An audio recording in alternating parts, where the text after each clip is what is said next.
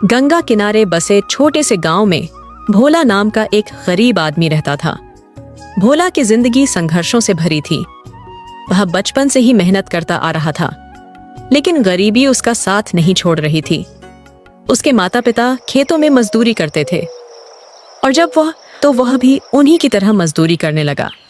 भोला की शादी कम उम्र में हो गई थी और कुछ सालों में उनके 2 बच्चे हो गए। परिवार बढ़ने के साथ खर्चे भी बढ़ने लगे, लेकिन मजदूरी से घर चलाना मुश्किल हो रहा था। कई बार पेट भरने के लिए सिर्फ पानी पीकर ही सोना पड़ता। एक दिन जब भोला को काम नहीं मिला तो वह उदास होकर गांव के चौपाल पर बैठ गया। वहीं एक बूढ़े दादाजी बैठे थे, जो गांव के सबसे समझदार इंसानों में से एक थे। उन्होंने भोला से पूछा, बेटा इतना उदास क्यों है? भोला ने अपनी परेशानी बताई तो दादाजी बोले, काम के लिए दूसरों पर निर्भर मत रहो, भगवान भी मदद करेगा अगर मेहनत करोगे। भोला को उनकी बात दिल को छू गई। उसने सोचा कि क्यों ना अपनी चाय की दुकान खोली जाए। मगर दिक्कत यह थी कि उसके पास पैसे नहीं थे। उसने अपनी पत्नी से इस बारे में बात की।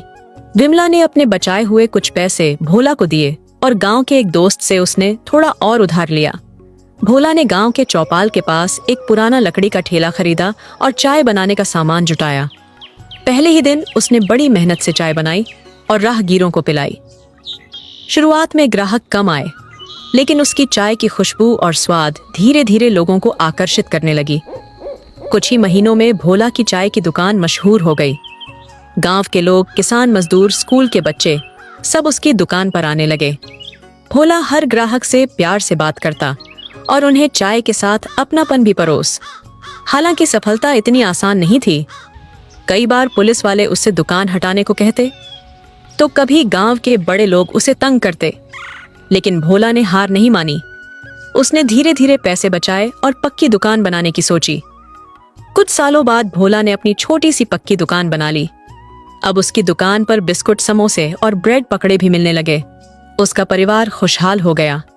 बच्चे स्कूल जाने लगे और पत्नी को भी उसने दुकान में मदद करने के लिए साथ रखा। एक दिन वही बूढ़े दादाजी फिर से उसकी दुकान पर आए। उन्होंने मुस्कुराते हुए कहा, बेटा मैंने कहा था ना कि मेहनत करने वालों को भगवान भी मदद करता है।